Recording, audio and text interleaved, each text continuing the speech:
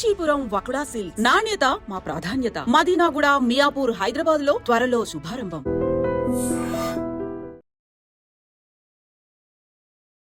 Societal justice, systemic societal change, caste dynamics, ఈ మూడే ప్రధాన అంశాలుగా ఇవాళ మాట్లాడుకోబోతున్నాం. ఏ ఇష్యూకి సంబంధించింది అంటే మీ అందరూ కూడా మీ ఇళ్లలో కూడా ఒకళ్ళొకళ్ళతో కూడా మాట్లాడుకునే burning topic of the day, Amrutha Pranay ఇష్యూకి సంబంధించి నల్గొండ కోర్ట్ ఇచ్చిన వర్డిక్ట్ ప్రకారం A2కి మరణశిక్ష, అలాగే ఈ క్రైమ్లో ఇన్వాల్వ్ అయిన వాళ్ళందరికీ లైఫ్ టైం ఇంప్రిజన్మెంట్ శిక్ష. ఈ అంశానికి సంబంధించి మనతో మాట్లాడడానికి సోషల్ యాక్టివిస్ట్ కృష్ణకుమారి గారు ఉన్నారు. ఒకసారి మాట్లాడదాం. అమ్మ నమస్తే. నమస్తే. ఎలా చూస్తారమ్మా నల్గొండ కోర్టు ఇచ్చినటువంటి తీర్పు? సమాజంలో ఇక మీదట ఏమన్నా ఆనర్ కిల్లింగ్స్ జరగాలి అదంటే ఈ తీర్పు ఒక చంపబెట్టుగా చూసుకోవచ్చా మనం? ఖచ్చితంగా చూసుకోవచ్చు. కానీ మనం అందరం కూడా కొంచెం అర్థం చేసుకోవాల్సింది, ఆలోచించాల్సింది ఏంటి అంటే ఇది ఆనర్ కిల్లింగ్ కాదు, ఇది ఒక కుల దురహంకార హత్య. అలాగే చూడాలి మనం. ఆనర్ కిల్లింగ్ అంటే మనం ఆ కిల్లింగ్కి మనం ఒక ఎఫెక్ట్ని ఇచ్చిన వాళ్ళం అవుతాం. ఓహో గౌరవం కోసం చంపారా, అట్లయితే తప్పే ఉంది అనే ఒక ఉద్దేశం వచ్చేస్తుంది ప్రజల్లో. ఇది ఆనర్ కిల్లింగ్ కాదు, ఇది ఖచ్చితంగా మేము అగ్రకులం, మా అమ్మాయిని ఒక తక్కువ కులం అబ్బాయి చేసుకోవడానికి వీలు లేదు, మేము ఒప్పుకోము అనేది. మాకు డబ్బుంది, మాకు రాజకీయ నాయకుల అండుంది, మేము సొసైటీలో వ్యాపారాలు చేస్తున్నాము కాబట్టి మాకు అన్నీ మేము చెప్పినట్టు నడవాలి అనే ఒక ఉద్దేశంతో పొగరుతో చేసిన హత్య ఇది. లేకపోతే ఎలా చేస్తారండి? ఇప్పుడు మీకు డబ్బులు ఉన్నాయి కాబట్టి పెద్ద లాయర్లను పెట్టుకోవచ్చు, న్యాయాన్ని కొనాలని మీరు అనుకోవచ్చు, జడ్జీలను కొనాలని మీరు అనుకోవచ్చు. కానీ ఒక నికార్సైన పోలీస్ ఆఫీసరు ఒక కష్టపడి వేసిన ఛార్జ్ షీట్ని, అంటే సాక్ష్యాధారాలన్నింటినీ సేకరించి 1800 పేజీలు వేసిన ఛార్జ్ షీట్ని మీరేమీ చేయలేకపోయారు. ఇది తెలుసుకోండి ఎవరైనా. అన్నిసార్లు మీకు అనుకూలంగా ఉంటుంది అనుకోవద్దు. మీ చేతికి మట్టి అంటకుండా ఒక సఫారీ ఇచ్చి ఒక అతన్ని తీసుకొచ్చి మీరు హత్య చేయించినంత మాత్రాన, మీరు మీ ఇళ్లలో మీరు ఉన్నంత మాత్రాన, ఆ ఏరియాలోనే మీరు లేరు అని చెప్పి ఎలిబీలు సృష్టించుకున్నంత మాత్రాన మీరు రక్షించబడతారు అనుకుంటే అమాయకత్వం ఇది. అమ్మ ఇందాక మీరు ఒక పదం వాడారు, కుల దురంకార కిల్లింగ్ అనాలి దీన్ని అని చెప్పారు మీరు, హత్య అన్నారు. ఇప్పుడు సమాజంలో అగ్రవర్ణం, అగ్రకులం, తక్కువ స్థాయిలో ఉన్నటువంటి కులాలు అట్లా కనుక మనం సెపరేషన్ చూసుకుంటే అసలు ఫస్ట్ ఆఫ్ ఆల్ ఈ కుల వ్యవస్థ అనేది ఉండకూడదు. Quite against it. But still ఇలాంటి క్రైమ్లు, ఇలాంటి ఇంజస్టిస్లు జరుగుతున్నాయి అని అంటే at least prevention of atrocities act against lower caste or lower people ఉన్న మనకి చట్టాలు కానీ ఇండియన్ జ్యుడిషియల్ సిస్టంలో మనకి హెల్ప్ చేస్తున్నాయా ఇవాళ రోజున? ఇవాళ అదే గెలిచింది అని మనం అదే గెలిచింది, కరెక్ట్, హెల్ప్ చేస్తున్నాయి. కానీ దానికి తగినంత ప్రచారం లేదు. దానికి తగినంత ప్రచారం లేదు. ఇప్పుడు మామూలుగా అయితే ఇలాంటి శిక్ష ఇంతకుముందు ఏ కేసులోనూ పడలేదు, అందుకే ఎవరు ఇంతలా మాట్లాడలేదు. ఇది జరిగినప్పుడు జరిగింది అని ఆ రోజు గగ్గోలు పెట్టేసేసి న్యూస్ ఛానల్స్ కావచ్చు, ప్రజలు కావచ్చు మాట్లాడుకుంటారు, 4 రోజులు మాట్లాడుకుంటారు, 5వ రోజున మర్చిపోతారు సింపుల్గా. కానీ ఈసారి ఎందుకు ఇంత గుర్తుపెట్టుకుని మాట్లాడుతున్నాము అంటే ఎంతో కొంత తక్కువ సమయంలో వచ్చినట్టు లెక్క, కానీ ఇది కూడా చాలా ఎక్కువ సమయమే. ఇప్పుడు జస్టిస్ లేట్ అయితే జస్టిస్ దొరికింది అంతే. అసలు జస్టిస్ కాదు. కొంతమంది 6.5 ఏళ్లకైనా మనకి జస్టిస్ జరిగింది అని వాళ్ళ గట్టిగా మాట్లాడుతున్నాం. కానీ ఇది ఇంకా కొంచెం ముందు వచ్చున్నట్లయితే, 1 సంవత్సరం లోపు 2 సంవత్సరాల లోపు వచ్చున్నట్లయితే చాలామంది రక్షించబడేవాళ్ళు కదా. ఇప్పుడు మట్టుకు ఎంతో కొంత ఇది కొన్ని రోజుల పాటు ఈ విషయం మాట్లాడుకోవాలి ప్రజలు, టీవీ ఛానల్స్ మాట్లాడాలి. దయచేసి మాట్లాడితే ఒక ఆలోచన అనేది వస్తుంది. ఇప్పుడు ఒక ఆలోచన, అవగాహన ఉన్నప్పుడు ఒక హత్య అంత ఈజీగా జరగదు. వీళ్ళు ఏమనుకున్నారు, మాకు డబ్బు ఉంది, మేము చేయగలం, కోర్టులను కొనుక్కోగలం, న్యాయం అమ్ముడవుతుంది. కానీ ఒకటి గుర్తుపెట్టుకోవాలి, అన్నిసార్లు న్యాయం అమ్ముడుపోదు, అన్నిసార్లు జడ్జీలు అమ్ముడుపోరు, అన్నిసార్లు పోలీసులు అమ్ముడుపోరు. రంగనాథ్ లాంటి ఆఫీసర్ ఉన్నాడు కాబట్టి జరిగింది ఆ రోజు. అది ఈ జస్టిస్ జరగడానికి కారణం రంగనాథ్ గారు. ఆయనకి జేజేలు చెప్పాలి ఫస్ట్. ఆ రోజు అక్కడ జిల్లా ఎస్పీగా ఉన్నారు ఆయన వేశారు కాబట్టి ఈ ఛార్జ్షీట్ ఇంత పకడ్బందీగా ఉంది. పైగా ఇవాళ ఆయన అడిగితే ఏం చెప్తున్నారంటే వాళ్ళు హైకోర్టుకి సుప్రీంకోర్టుకి వెళ్తే వాళ్ళు మళ్ళీ రక్షించబడతారా అంటే, మేము వేసిన ఛార్జ్షీట్ ఆషామాషిది కాదు, మేము సేకరించిన సాక్ష్యాధారాలు ఆషామాషి కాదు, మేము ఎంత కష్టపడి లేట్ అయినా సరే మేము ఎన్నో ఏమనాలి ఆధారాలను సేకరించాం, మేము టెక్నికల్ ఎవిడెన్స్ సేకరించాం. ఏఐ యూజ్ చేసి మరి వాళ్ళు ఎవిడెన్స్ ని సేకరించారు. అంటే ఎంత లోతుగా చేశారు చూడండి, వాళ్ళ లోతుగా చేశారు. కోర్టులో ట్రయల్ కూడా అలాగే జరిగింది. పోలీసులను కూడా ఆ విధంగా ఆయన సన్నద్ధం చేశారు. క్రాస్ ఎగ్జామిన్లో ఒక్క సాక్షిని 10 రోజులు ఎగ్జామిన్ చేశారంట, క్రాస్ ఎగ్జామిన్. అంటే ఎంత అద్భుతంగా జరిగింది. అందరి సహకారం ఉంది దీంట్లో. ఈ సహకారంతో ఇవాళ ఈ జస్టిస్ జరిగింది అని అనుకుంటున్నాం. అమ్మ, యూజువల్ గా ఒక రెగ్యులర్ మైండ్ సెట్ మనది ఎలా ఉంటుంది తెలుసా? సపోజ్ ఇప్పుడు పోలీసులు కల్ప్రిట్స్ ని పట్టుకోలేదు అనుకోండి, పోలీసులు అమ్ముడుపోయారు, చట్టం తన పని తను చేసుకుపోవట్లేదు, చట్టం అమ్ముడుపోయింది, ఇలా మాట్లాడతాం. ఇవాళ రోజున పోలీసుల దగ్గర నుంచి న్యాయ వ్యవస్థ దాకా ప్రతి ఒక్కళ్ళు ఖచ్చితంగా నికార్సుగా పనిచేశారు కాబట్టి ఇవాళ మనకి జస్టిస్ వచ్చింది అనుకుంటే, రెండో సైడ్ ఆఫ్ ది కాయిన్ మాట్లాడితే ఇప్పుడు సమాజం బాధ్యత ఉంది. సమాజంలో కూడా డీప్ గా నాటుకుపోయిన ఇలాంటి మైండ్ సెట్స్ మారాలి, 100% మారాలి.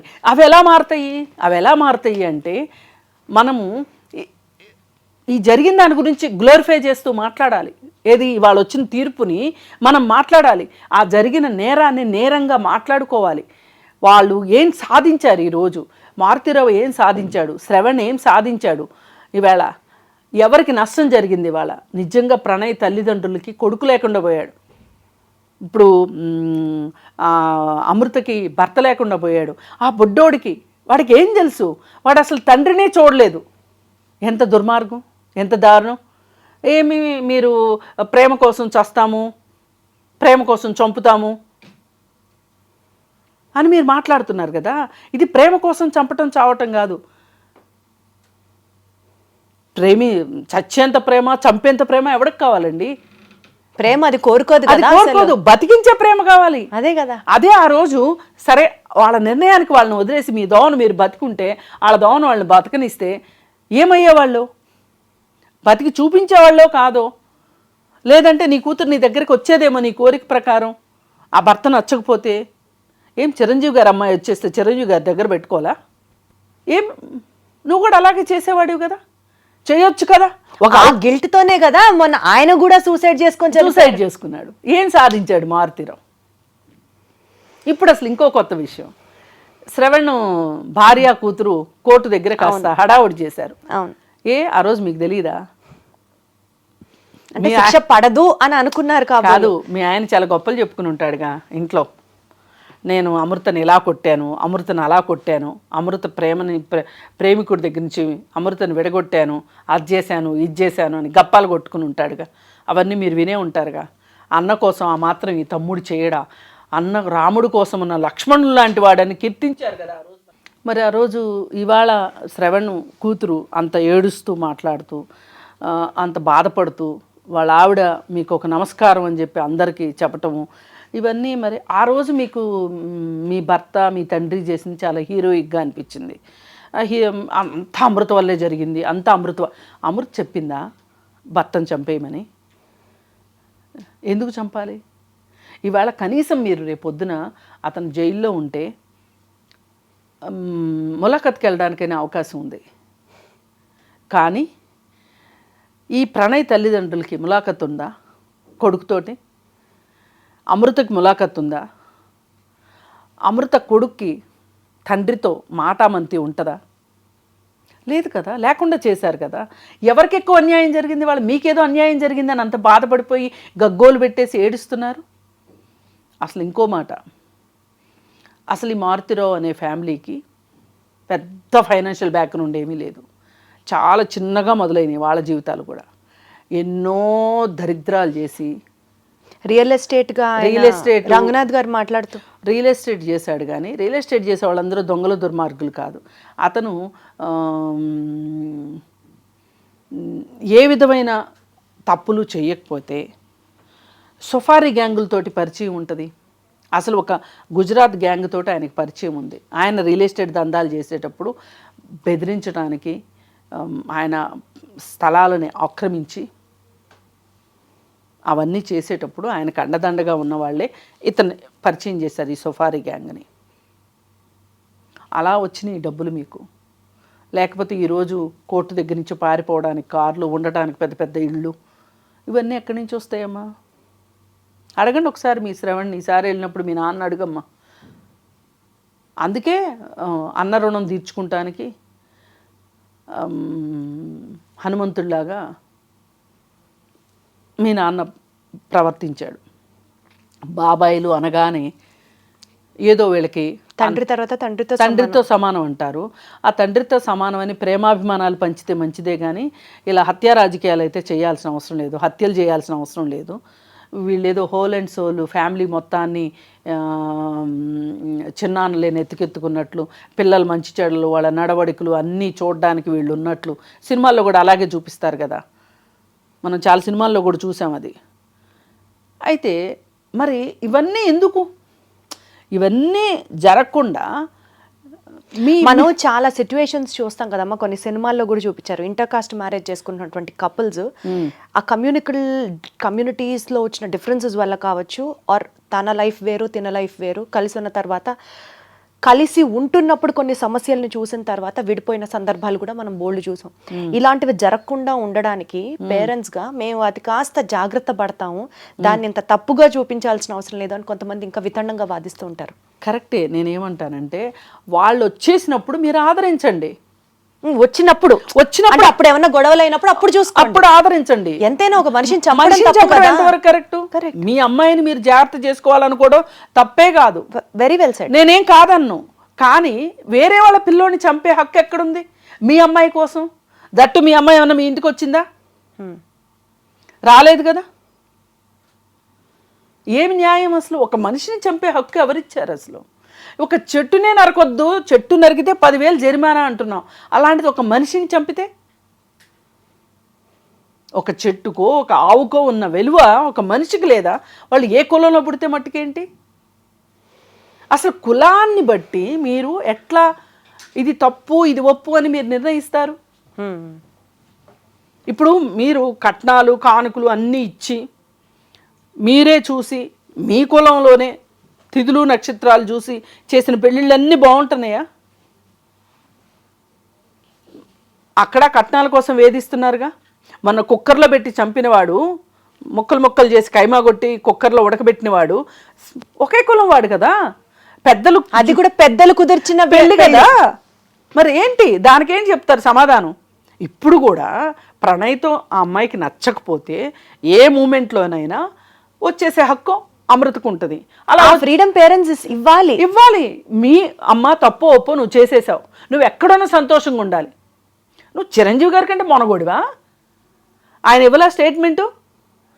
అమ్మ నువ్వు ఎక్కడన్నా నువ్వు సంతోషంగా ఉండాలి స్వీటీ, నీ నీ సుఖ సంతోషాలే మాకు ఇష్టం, నిన్ను ఇబ్బంది పెట్టాలని మేము అనుకోవట్లేదు అని ఆయన ఓపెన్ స్టేట్మెంట్ ఇచ్చారా లేదా? మా బాబాయ్ వల్ల మాకు ప్రాణహాని ఉంది అని చెప్పి ఆ అమ్మాయి కేసు పెడితే చిరంజీవి గారు అది ప్రముఖంగా వీడియో చేసి మరీ పెట్టారు కదా. ఎంత ధైర్యాన్ని ఇచ్చారు కూతురికి. కరెక్ట్. రెస్పాన్సిబుల్ పేరెంటింగ్ ఇచ్చారా? ఇచ్చిన తర్వాత మళ్ళీ అక్కడ ఇబ్బందిగా ఉంది అంటే ఒక బేబీని కన్న తర్వాత కూడా తీసుకొచ్చుకుని పెంచుకున్నారా? చూసుకుంటున్నారా లేదా? మళ్ళీ ఆ అమ్మాయికి ఇంకొక జీవితాన్ని ఇవ్వాలి, అమ్మాయిని చదివించాలి, ఆ అమ్మాయి కాళ్ళ మీద అమ్మాయి నిలబడాలని అమ్మాయిని చదివించారా? ఆ తర్వాత మళ్ళీ ఇంకో పెళ్లి చేశారా? వాళ్ళు ఎప్పుడేం చేయాలో అది చేశారు. ఎవరైనా ఇది చూసి నేర్చుకోరు. చంపిన వాళ్ళు ఆదర్శం. అందుకే ఆ రోజు ఆ కుల సంఘాల వాళ్ళు ఈ కుల సంఘాల వాళ్ళు వచ్చి సూర్యాపేటలో పెద్ద ప్రదర్శన చేశారు మారుతీరావుకి సపోర్టింగ్గా. ఇలా సమాజం మారాలంటారమ్మా? సమాజం మారాలి ఖచ్చితంగా.